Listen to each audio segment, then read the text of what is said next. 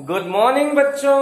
I hope कि आप लोग अच्छे होंगे और खूब एंजॉय कर रहे होंगे और आगे कंटिन्यू आप बहुत अच्छी स्टडी कर रहे होंगे। फिजिक्स को आप बहुत अच्छे से एंजॉय कर रहे होंगे और अगर आपको किसी भी टाइप की प्रॉब्लम है तो कमेंट सेक्शन में बताया करें। हम आपके समस्याओं के समाधान के लिए नई वीडियोस, अलग से वीडियोस बना देंगे।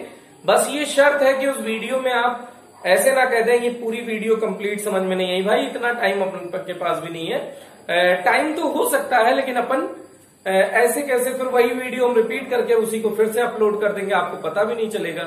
तो आपको एक पर्टिकुलर पॉइंट पे बताना पड़ेगा कि सर इस पॉइंट पे हमको प्रॉब्लम है, या इस डेरिवेशन में जब ये आप लिख रहे थे उस पॉइंट पे प्रॉब्लम है, तो उसे समझना और उसे समझाना थोड़ा सा इजी होगा। तो आप थोड़ा सा इसमें सपोर्ट करें अगर आपको किसी भी टाइप की प्रॉब्लम आती है।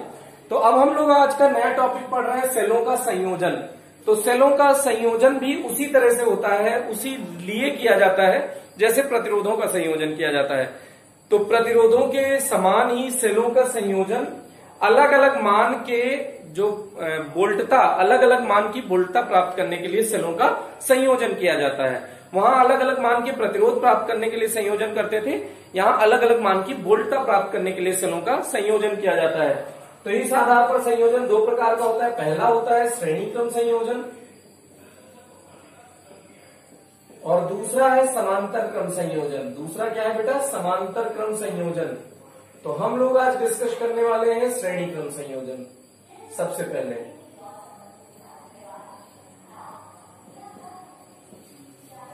तो पहला डिस्कशन सेलों का श्रेणी क्रम संयोजन। तो ये समांतर क्रम संयोजन हम इरेज कर रहे हैं और हम लोग अब देखो एक ये कंप्लीट, ये पॉजिटिव टर्मिनल है, ये निगेटिव टर्मिनल है। उच्च वोल्टता पॉजिटिव टर्मिनल बोलो या उच्च वोल्टता निम्न वोल्टता। अब जब आपने इसको देखा था तो यहाँ पे दो प्लेट थी। अगर यहाँ पे ये कुछ वैद्युत अपघट्य भरा था तो इलेक्ट्रॉन को इस द्रव में चलने में भी तो प्रॉब्लम आई थी, तो उसको तुमने आंतरिक प्रतिरोध कहा था। तो दोनों प्लेटों के मध्य कई किताबों में ऐसे स्मॉल आर फिर ये बैटरी का ये टर्मिनल शो किया जाता है। ऐसा आंतरिक प्रतिरोध को बीच में दर्शा देते हैं और ये पॉजिटिव टर्मिनल, ये निगेटिव टर्मिनल। लेकिन हम लोग इसी आंतरिक प्रतिरोध को हम लोग कैसे दर्शाने वाले हैं कि ये बना दिया बैटरी या सेल। अब इसके साथ ये इसका आंतरिक प्रतिरोध है, तो ये पूरा ऐसे डॉट डॉट डॉट करके एक बॉक्स बना देते हैं। और ये कहने का मतलब ये बॉक्स और ये एक ही है। अगर ये पॉजिटिव है और ये निगेटिव है तो ये दोनों को, ये कंप्लीट सेल का जो फोटो है आपके सामने, इसका स्कीमेटिक सिंबल ये है। तो इस तरह से हम लोग उसका सिंबल बना लेते हैं। ये ध्यान रखेंगे कि ऐसे भी शो किया जा सकता है, लेकिन हम आंतरिक प्रतिरोध को अलग से उसके बाहर शो कर रहे हैं। ओके, तो अब हम लोग आगे डिस्कशन करने जा रहे हैं कि कैसे संयोजन किया जाएगा। तो यही सेल है हमारे पास। तो सेल का संयोजन कैसे किया जाएगा? तो देखिए ये पहला सेल लिया हमने, इसका आंतरिक प्रतिरोध, फिर ये दूसरा सेल ले लिया, इसका आंतरिक प्रतिरोध। अगर इसका विद्युत वाहक बल E1 और इसका आंतरिक प्रतिरोध R1 है और इसका E2 और आंतरिक प्रतिरोध R2 है, तो ये दो सेल हो गए। तो इनको दोनों को बॉक्स में पैक कर दिया हमने ऐसे। अब ये पॉइंट ए हो गया, ये बी हो गया, इसके बीच में कोई पॉइंट सी ले लेते हैं। अब यहां से एक्चुअल में आप आज तक ऐसे बनाते थे कि ये बैटरी लगा दिया और ये प्रतिरोध, कोई बल्ब वल्ब लगा देते थे। आज हमने इसको ऊपर दर्शा दिया है, नीचे वायर ला रहे हैं। तो ये ऐसे समझिए इसी को उल्टा बना रहे हैं। तो अब नीचे प्रतिरोध दर्शाना पड़ेगा ना भाई। तो ये बाह्य प्रतिरोध कैपिटल आर है। ये बाह्य प्रतिरोध क्या है? Capital R. अब यहां से धारा निकली, ऐसे गई गई गई गई ऐसे गई, तो दोनों से जो धारा निकलने वाली है उसका मान समान होगा। तो श्रेणी क्रम में से धारा का मान अभी भी समान होगा, इसमें कोई नई बात नहीं है। लेकिन अब आगे का डिस्कशन, इसकी परिभाषा पहले कैसे बनाएंगे।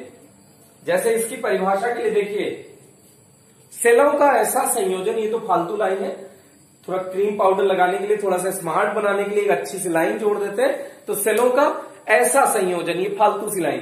तो सेलों का ऐसा संयोजन, अब ये देखिएगा ये धनात्मक है, ये ऋणात्मक है, और ये धनात्मक है, तो ऋणात्मक को धनात्मक से जोड़ा गया है। मतलब अगर ये ऋणात्मक है, ये धनात्मक से जुड़ा है, तो ऐसे कह सकते हो विपरीत ध्रुवता वाले जुड़े हैं।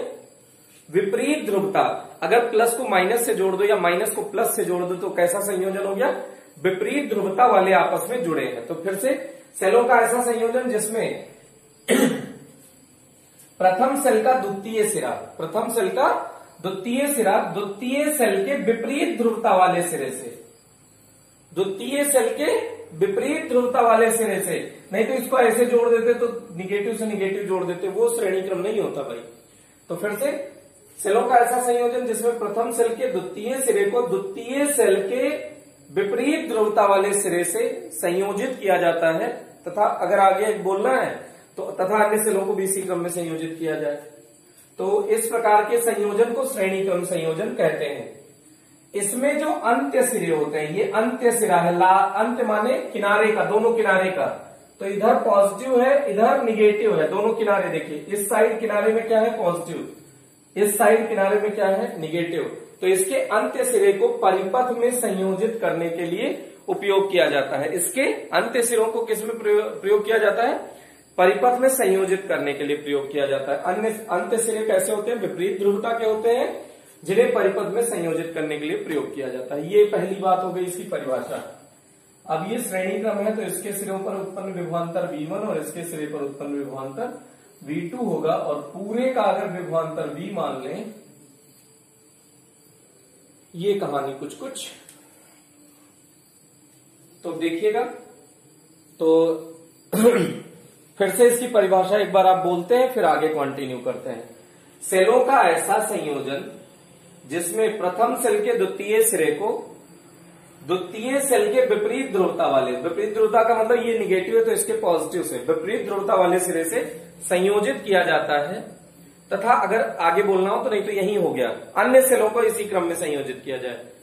तो इस प्रकार के संयोजन को श्रेणी क्रम संयोजन कहते हैं। इसमें अंत्य सिरे, किनारे के, अंत्य का मतलब किनारे के, अंत्य ऐसे लिखा जाएगा, अंत्य, इसमें अंत्य सिरे विपरीत ध्रुवता के होते हैं, जिन्हें परिपथ में संयोजित करने के लिए प्रयोग किया जाता है। ये तो हो गई इसकी परिभाषा। 2-4 बार बोलिएगा, लिख जरूर लीजिएगा कंटिन्यू में, तो जिससे कि आपको थोड़ा सा याद भी हो जाएगा। हम भाषा बोल दे रहे हैं, लिख नहीं रहे हैं बेटा, तो आप थोड़ा सा लिखने की कोशिश करिएगा। अब ऐसे लिखेंगे माना दो सेल क्रमशः एक दूसरे के साथ श्रेणी क्रम में संयोजित है, जिसके विद्युत वाहक बल क्रमशः E1 व E2 तथा आंतरिक प्रतिरोध क्रमशः R1 व R2 है। प्रथम सेल के सिरे पर उत्पन्न विभवांतर V1 तथा द्वितीय सेल के सिरे पर उत्पन्न विभवांतर V2 है, जिनका तथा परिपथ का बाह्य प्रतिरोध, ये कौन सा प्रतिरोध है बेटा? बाह्य प्रतिरोध कैपिटल R है। तो ये हो गई भाषा। अब परिपथ में प्रवाहित होने वाली, माना परिपथ में प्रवाहित धारा कैपिटल I है, तो अब हम लोग लिख सकते हैं परिपथ के सिरे पर उत्पन्न विभवांतर V बराबर V1 प्लस V2। अब आपको याद हो कि जब हमने डेरिवेशन किया था तो V बराबर E माइनस IR प्राप्त किया था। तो अगर ये V1 है तो V1 E1 I तो सेम रहेगा R1, तो V1 के प्लेस पे E1 minus I R1 plus V2 की जगह पे E2 माइनस I R2, ऐसा लिख सकते हैं। ये कहां से आया? इस वाले समीकरण से, ये हमने पिछले क्लास में डिस्कस किया है। तो अब E1 E2 को एक साथ ले लीजिए बेटा, E1 प्लस E2 हो गया, और माइनस I कॉमन ले लीजिए तो R1 प्लस R2 हो गया, ये V हो गया।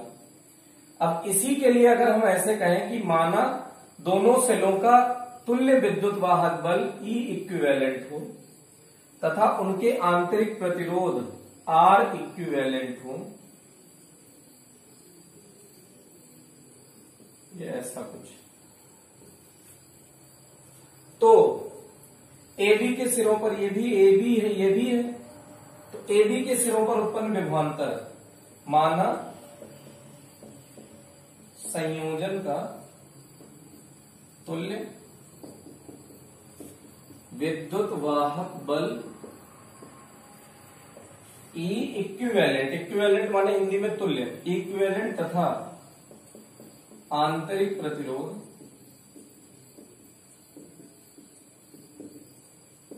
आर इक्विवेलेंट है। ओके, तो ए बी के सिरों पर उत्पन्न विभवांतर, ए बी के सिरों पर उत्पन्न विभवांतर V बराबर क्या हो जाएगा बेटा, E equivalent minus I into R equivalent, इस वाले सर्किट से। तो ये समीकरण कुछ मान लीजिए 1 है, ये समीकरण 2 है। समीकरण 1 व 2 की तुलना करने पर, समीकरण 1 व 2 की तुलना करने पर आप चाहे तो ऐसे लिख सकते हैं कि वी ए बी बराबर V1 प्लस V2, चाहे तो लिख दें, ना लिखे तो भी चलेगा बेटा, इससे कोई फर्क नहीं पड़ेगा। अब समीकरण 1 और 2 की तुलना करने पर E इक्विवेलेंट बराबर E1 प्लस E2 आ जाएगा। E इक्विवेलेंट बराबर क्या हो जाएगा, E1 प्लस E2, और R इक्विवेलेंट बराबर क्या हो जाएगा, R1 प्लस R2। देखो E इक्विवेलेंट की जगह पे क्या लिखा है, E1 plus E2, R equivalent की जगह पे क्या लिखा हुआ है, R1 प्लस R2। अब अगर ऐसा कह सकते हैं कि जो AB के सिरों पर उत्पन्न विभवांतर है वो टर्मिनल वोल्टता के बराबर होगा। AB के सिरों पर उत्पन्न विभवांतर AB के सिरों पर उत्पन्न विभवांतर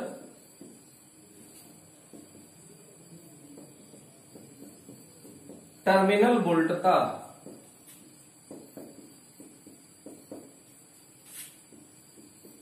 के बराबर होगा।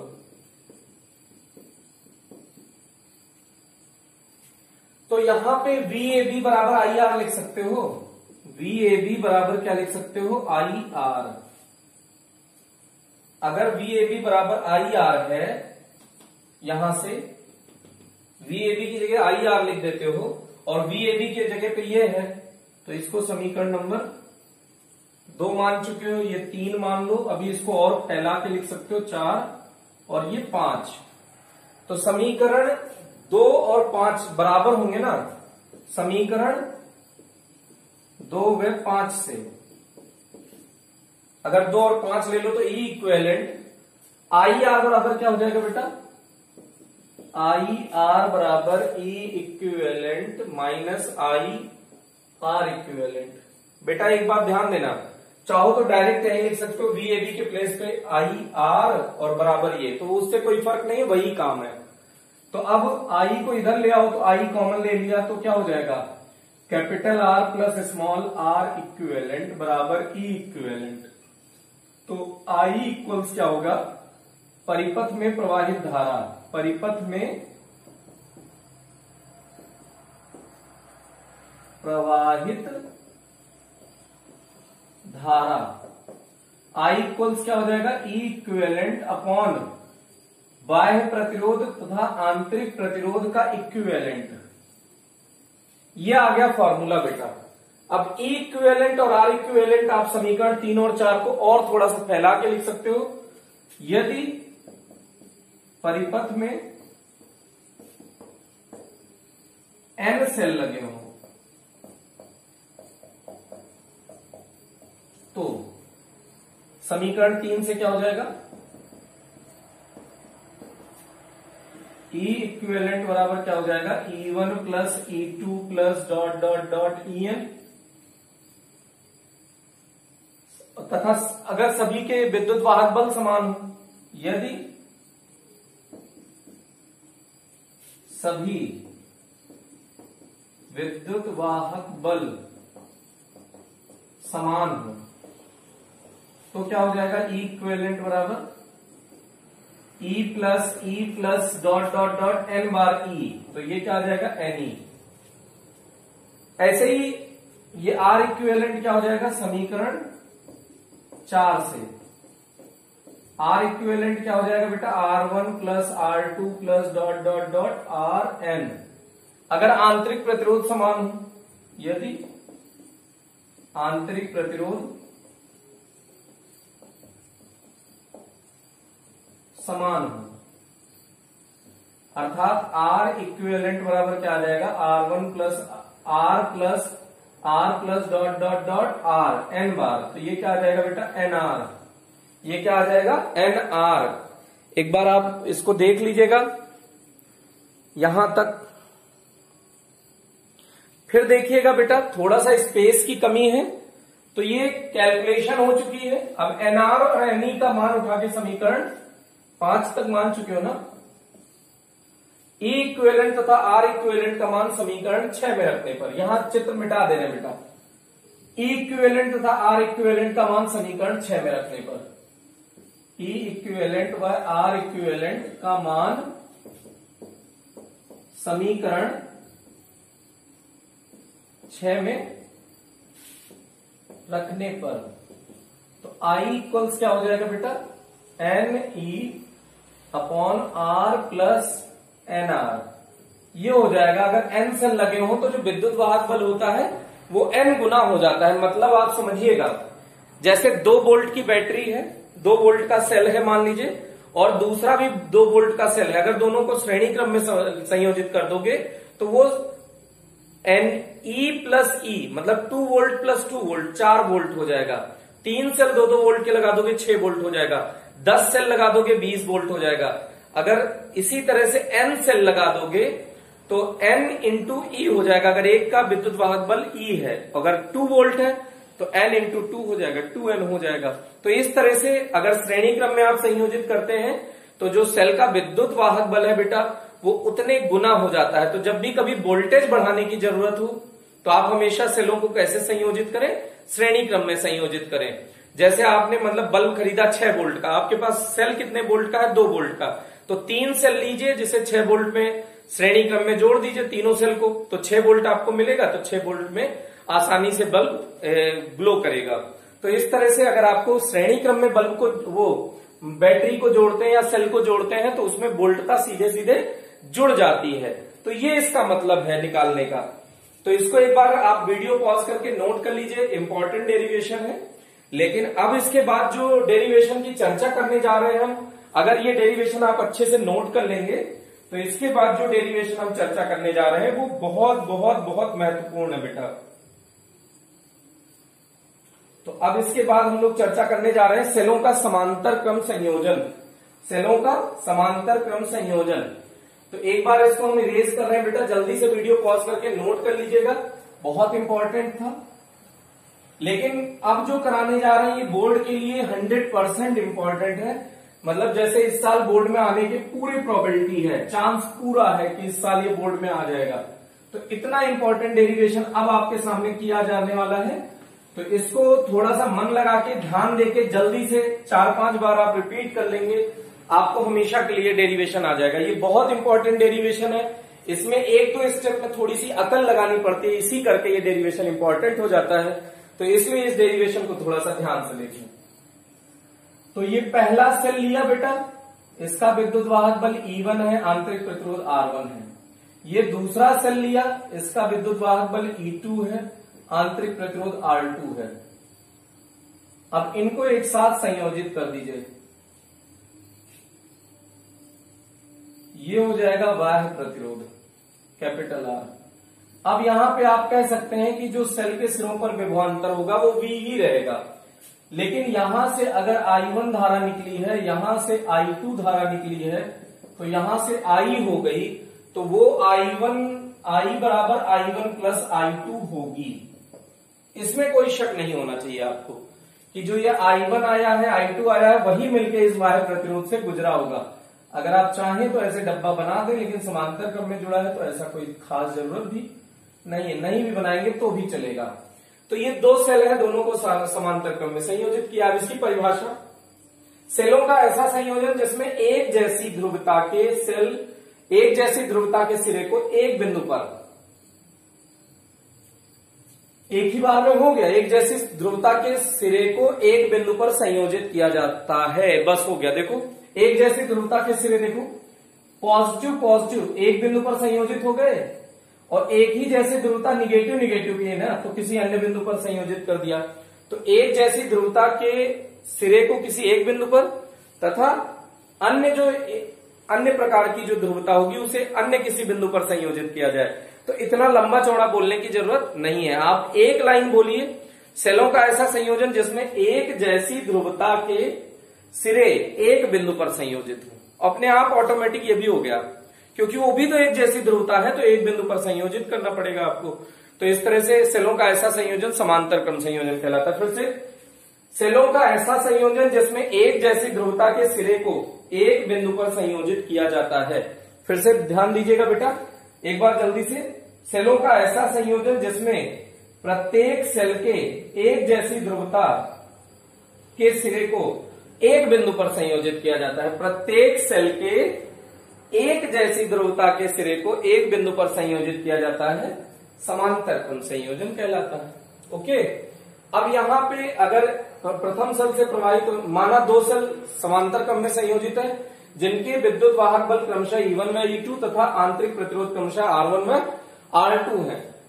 माना प्रथम सेल से प्रवाहित होने वाली वैद्युत धारा I1 तथा द्वितीय सेल से प्रवाहित होने वाली वैद्युत धारा I2 है, तो I बराबर I1 प्लस I2 ये हो गया बेटा। इसको समीकरण 1 मान लीजिए। अब प्रथम सेल के सिरे पर उत्पन्न विभवांतर, ये A मान लीजिए, ये B मान लीजिए। प्रथम सेल के सिरे पर उत्पन्न विभवांतर V बराबर E माइनस आई आर, आपने फॉर्मूला पढ़ा है। तो अगर V दोनों के लिए सेम होगा, प्रथम सेल के लिए भी द्वितीय सेल के लिए भी, तो प्रथम सेल के लिए लिखना है, प्रथम सेल के लिए तो V तो सेम हो गया, E1 है, I1 है, R1 है। तो यहां से I1 चाहिए हमको प्रथम समीकरण में रखने के लिए, ऐसे I2 चाहिए हमको, तो I1 निकाल लो बेटा। तो I1 R1 बराबर, इसको इधर ले आए तो E1 माइनस बी, तो I1 बराबर क्या हो जाएगा, E1 minus B upon R1। Okay, इसी प्रकार द्वितीय सेल के लिए, इसी प्रकार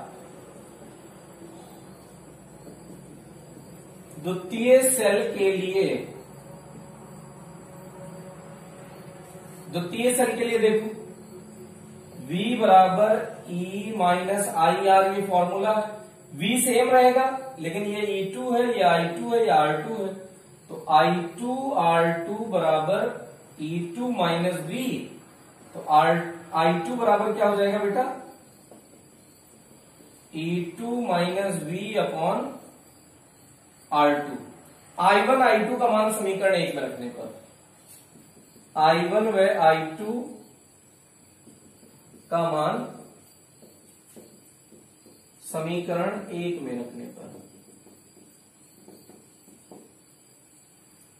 तो समीकरण 1 में रख दीजिए। तो I बराबर क्या है बेटा,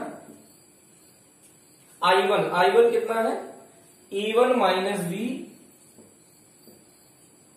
upon R1 plus E2 minus V upon R2।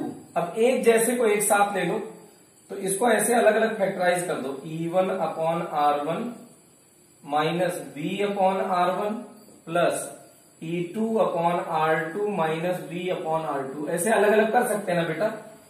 अब E1 E2 वाले को एक साथ ले लो, E1 बटे R1 प्लस E2 बटे R2 माइनस V कॉमन ले लो इन दोनों में से, तो क्या हो जाएगा 1 upon R1 plus 1 upon R2, ये हो गया बेटा। अब R1 R2 एलसीएम ले लो पूरे उसमें, तो ये हो गया R1 R2, जब एलसीएम लिया तो देखो इतने में ही इसका ले रहे हैं सिर्फ, देखो ध्यान से देखना इतने का, तो E1 R2 plus E2 R1 ये हो गया, माइनस V रहने दीजिए, R1 R2 एलसीएम ले लीजिए, तो क्या हो जाएगा R1 प्लस R2। ये स्टेप समझ में आया बेटा, अगर आपको ध्यान से देखिए तो ये स्टेप समझ में आना चाहिए। अब ये स्टेप अगर आपको समझ में आ गया है,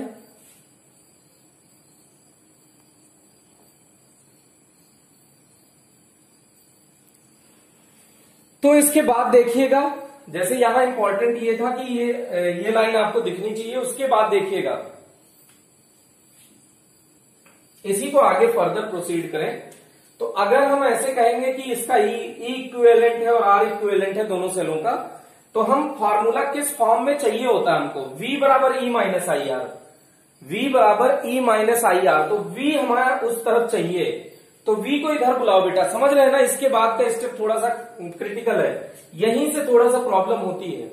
जैसे अभी हम E इक्विवेलेंट, अगर इस दोनों का संयोजन का मान लें कि विद्युत वाहक बल E इक्विवेलेंट है और आंतरिक प्रतिरोध R इक्विवेलेंट है, तो इसको ऐसे लिख सकते हैं ना, V बराबर E equivalent minus I R equivalent. तो इसी को उस रूप में कंपेयर करना पड़ेगा, तो पहले इसको इस फॉर्म में ले आइए।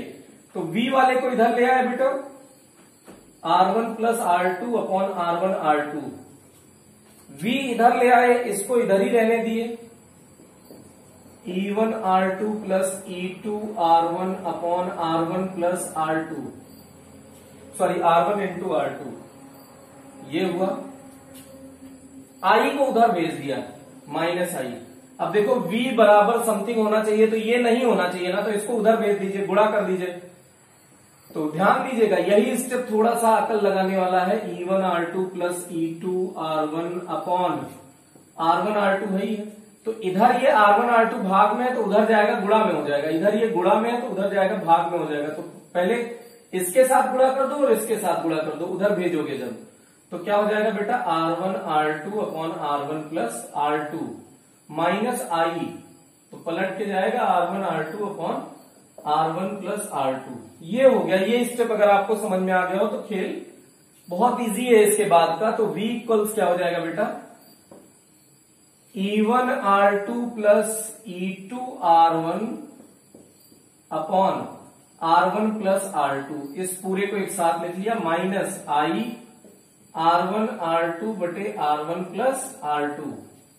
अब इसका तुल्य वाला बना दो चित्र, सॉरी, अगर इसका ये विद्युत वाहक बल E इक्विवेलेंट हो और आंतरिक प्रतिरोध R इक्विवेलेंट हो और यहां पे बाह्य प्रतिरोध कैपिटल R लगा हो, ये V हो, तो इसको आप ऐसे लिख सकते हो ना, V इसके लिए, V तो सेम ही होगा बेटा, यहां भी सेम था तो वहां भी सेम ही होगा, V equals E minus I R, तो E equivalent minus I into R equivalent.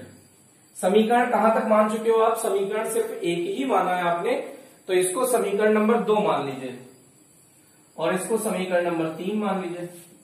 अब समीकरण 2 व 3 की तुलना करने पर हमको I भी चाहिए। देखो, चाहे पहले I निकाल ही लो, I का समीकरण निकाल लो, तब तुलना करो। एक तो ये समीकरण है ही है, इसी से I भी फाइंड कर सकते हैं। I इंटू आर इक्विवेलेंट बराबर I इंटू आर इक्विवेलेंट बराबर E इक्विवेलेंट। अच्छा हाँ, अगर इसके सिरे पर कैपिटल R के सिरे पर उत्पन्न विभवांतर लिख दीजिए, कैपिटल R के सिरे पर उत्पन्न विभवांतर V बराबर आई आर हो जाएगा बेटा। इसकी जगह पे V बराबर आई आर, R के सिरे पर विभवांतर,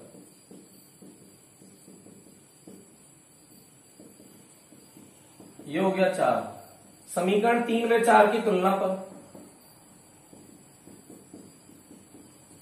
करने पर तो क्या हो जाएगा, आई आर बराबर E equivalent minus I into R equivalent. इसको पक्षांतर कर लो तो I कॉमन ले लो, R प्लस आर इक्विवेलेंट बराबर E इक्विवेलेंट। तो I बराबर क्या आ जाएगा बेटा, E equivalent upon capital R plus small r equivalent. ये I का फॉर्मूला आ गया। अब फिर से वही कहानी जो हम कह रहे थे, समीकरण 3 और 2 की तुलना कर लीजिए। समीकरण 2 व 3 की तुलना करने पर, ये थोड़ा सा जगह की कमी है बेटा, यहां पे ये जगह यूज कर रहे हैं हम। समीकरण 2 व 3 की तुलना पर तो देखो, E इक्विवेलेंट की जगह ये हो जाएगा, E इक्विवेलेंट बराबर E1 R2 plus E2 R1 upon R1 plus R2। ऐसे ही R इक्विवेलेंट क्या हो जाएगा, R1 R2 upon R1 plus R2। अब अगर यहां पे आप N सेल समांतर क्रम में संयोजित हो और जिनके विद्युत वाहक बल, यदि ऐसे इसी को लिख दो, यदि E1 बराबर E2 बराबर E हो जाए, तथा R1 बराबर R2 बराबर R मान लें तो ई इक्विवेलेंट क्या हो जाएगा बेटा, जगह की कमी है। एक बार आप फिर से देख लीजिएगा कैसे किया है। इससे प्रवाहित होने वाली धारा I1 है, इससे I2 है, तो I बराबर I1 प्लस I2। I1 निकाल देते हैं। क्या निकाल लेते हैं बेटा, I1। तो I1 कैसे निकालेंगे, V बराबर E minus I R. V बराबर E माइनस आई आर से V तो दोनों के लिए सेम है तो V रहने दीजिए। I1 और E1 और R1, तो V बराबर E माइनस आई आर में तो आप इसको क्या लिख दीजिए, V को V ही रहने दीजिए, E1 माइनस I1 R1, और यहां से I1 निकाल लीजिए। इसी तरह से द्वितीय सेल के लिए लिख के उसके लिए I2 निकाल लीजिए। I1 I2 का मान उठा के समीकरण 1 में रख दीजिए। अब उसके बाद सिर्फ सिंप्लीफिकेशन करना है। सिंप्लीफिकेशन में यहां थोड़ा सा अकल लगाना है कि I बराबर आया है, जबकि हमें हमारा समीकरण क्या आना चाहिए, V बराबर E माइनस आई आर। तो V बराबर E माइनस आई आर से हम तुलना कर लेंगे तो अब आपको ये रिजल्ट कुछ कुछ नजर आएगा। I मिल गया है, ये मिल गया है, तो अब इसके लिए हम इसको इसमें रखते हैं। अगर n सेल संयोजन में लगे हों तो यहां पे चित्र थोड़ा सा इरेज कर दे रहे हैं बेटा, हो सकता है इतने में आपका कैलकुलेशन हो जाएगा। तो देखिएगा बेटा, तो ई इक्विवेलेंट क्या हो जाएगा बेटा, E R plus E R upon R plus R. तो 2ER अपॉन 2R, 2 से 2 कैंसिल, R से R, तो E आ गया। तो ई इक्विवेलेंट E आ गया, चाहे 2 सेल लगा था, 2 सेल लगा था तब भी ई इक्विवेलेंट कितना आया बेटा, E। तो अगर n सेल लगे होंगे तब भी इसी प्रकार n सेल के लिए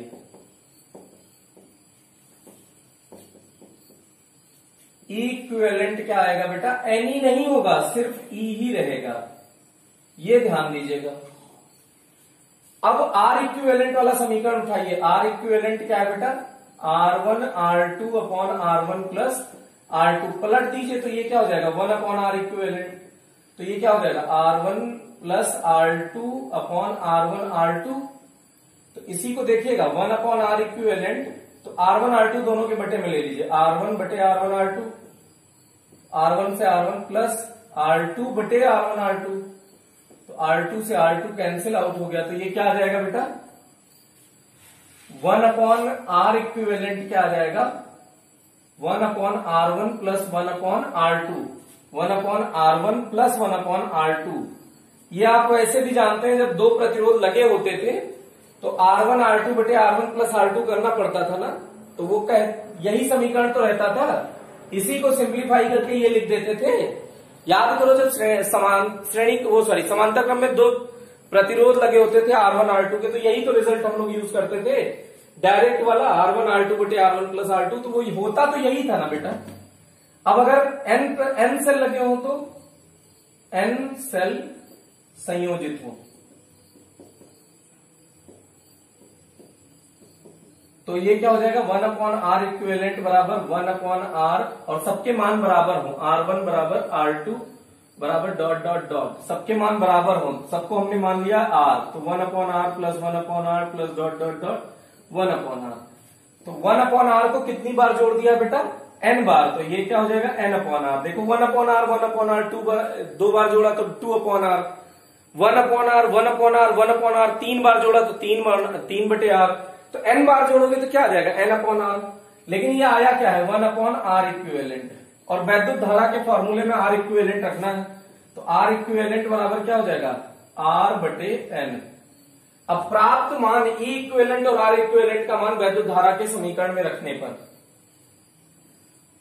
तो E इक्विवेलेंट व R इक्विवेलेंट का मान रखने पर, ये समीकरण कुछ मान लीजिएगा, कितना मान चुके हो, 4, तो ये 5 मान समीकरण 5 में, समीकरण 5 में रखने पर, तो ये क्या हो जाएगा, I इक्वल्स E इक्विवेलेंट तो E ही रहेगा बेटा, कैपिटल R ही रहेगा। R इक्विवेलेंट के लिए क्या हो जाएगा, R अपॉन N। चाहो तो एलसीएम लेके सॉल्व और कर सकते हो, नहीं तो रहने दो। E एलसीएम ले लोगे तो क्या हो जाएगा, NR plus R upon N। तो ये n पलट के ऊपर चला जाएगा, क्या आ जाएगा यहाँ n, तो I इक्वल्स क्या हो जाएगा NE upon NR plus capital R plus small r, sorry. तो ये आ गया बेटा। तो ये कैसे आया एक बार फिर से देखिएगा, यहां थोड़ा सा गचपच हुई है तो उसको फिर से समझ लीजिएगा। हमने ये फॉर्मूला I इक्विवेलेंट, तो I का हमने फाइंड कर लिया equivalent upon R plus R equivalent. Okay, अब हमने इक्विवेलेंट का फॉर्मूला हमने निकाला इस समीकरण और इस समीकरण की तुलना करके, 2 और 3 की तुलना करिए। तो इक्विवेलेंट की जगह पे क्या लिखा है, E1 R2 plus E2 R1 upon R1 plus R2। R equivalent की जगह क्या लिखा, R1 R2 बटे R1 प्लस R2। अब इसको हमने अगर E1 E2 मान सबके बराबर हो, मतलब R1 R2 सब बराबर हो और E1 E2 सब बराबर हो और n सेल लगे हो, तो क्या आ जाएगा, इनको रखा हमने उठा के यहां पे, तो ER plus ER upon R plus R, तो E आ गया। तो 2 सेल के, एक सेल का विद्युत वाहक बल E है, तो 2 सेल का हमने ये निकाला है तो भी E आया। तो n सेल लगा होगा तब भी कितना आएगा बेटा, E ही आएगा। ऐसे ही n सेल संयोजित हो तो E आ गया। अब ये R इक्विवेलेंट को हमने थोड़ा सा सिंप्लीफाई कर दिया, तो R इक्विवेलेंट बराबर R बटे n आ गया, तो उसको उठा के समीकरण में रख दिया। तो इस टाइप का आपने, जैसे इस टाइप का कैलकुलेशन आपने प्रतिरोध वाले में कर रखा है तो आपको ज्यादा प्रॉब्लम नहीं आएगी। ये जरूर है कि ये डेरिवेशन 4-5 बार करें तो आपको थोड़ा सा इजी लगने लगेगा, तो इसलिए अब इसको आप कंटिन्यू करिएगा। और श्रेणी क्रम में ये आपका डेरिवेशन कंप्लीट हो चुका है बेटा, इसको अच्छे से कर लीजिएगा। श्रेणी क्रम में यहाँ पे एक लाइन हमने और लिखी हुई है, थोड़ा सा यहाँ इरेज कर रहे हैं, आपको बता रहे हैं। ये समांतर क्रम संयोजन था, नहीं तो आप हेडिंग से ही कंफ्यूज हो जाए, समांतर क्रम संयोजन। तो ये पूरा डेरिवेशन समांतर क्रम संयोजन का था। अब हम बता रहे हैं वो एक बार चित्र आपका रिवीजन करा देते हैं श्रेणी क्रम वाला, नहीं तो कंफ्यूज हो जाए। ये ऐसे था पहला सेल, फिर दूसरा सेल ऐसे ऐसे था। तो आपके जो नोट्स हैं उसमें ऐसे लिखा है, ये A था, ये B था, नहीं तो आप लोग कंफ्यूज होने के लिए बहुत तत्पर रहते हैं ना, तो यहां इसलिए आपको बता रहे हैं। ये R था, ये C मान लिया, तो VAB बराबर क्या हो जाएगा, VA माइनस VB। ये सब हमने लिखा नहीं है। अब इसके सिरे पर विभवांतर तो VA माइनस VC है ना, तो यहां हमें माइनस VC चाहिए। तो देखिएगा माइनस VC चाहिए, तो हम इसी को VA को ऐसे लिख देंगे, VA माइनस VC। लेकिन अब घर की खेती थोड़ी है कि माइनस कर दिया, इसमें प्लस भी करना पड़ेगा, तो प्लस VC माइनस VB। तो अब ये VC माइनस VB दूसरे सेल के सिरे पर विभवांतर भी तो हो गया, तो इस VA माइनस VC की जगह पे हमने E1 माइनस IR1 लिख दिया और प्लस VC माइनस VB की जगह E2 माइनस IR2 लिख दिया है। ये आप श्रेणी क्रम में एक बार देख लीजिएगा डेरिवेशन। तो अगर कोई कंफ्यूजन हो तो आप जरूर कमेंट सेक्शन में बताइएगा। तो आज के लिए इतना ही रखते हैं, फिर आप अच्छे से पढ़ाई करते रहिए, खूब मेहनत करिए, मुस्कुराते रहिए, जिंदगी में आगे बढ़ते रहिए। थैंक यू सो मच बेटा।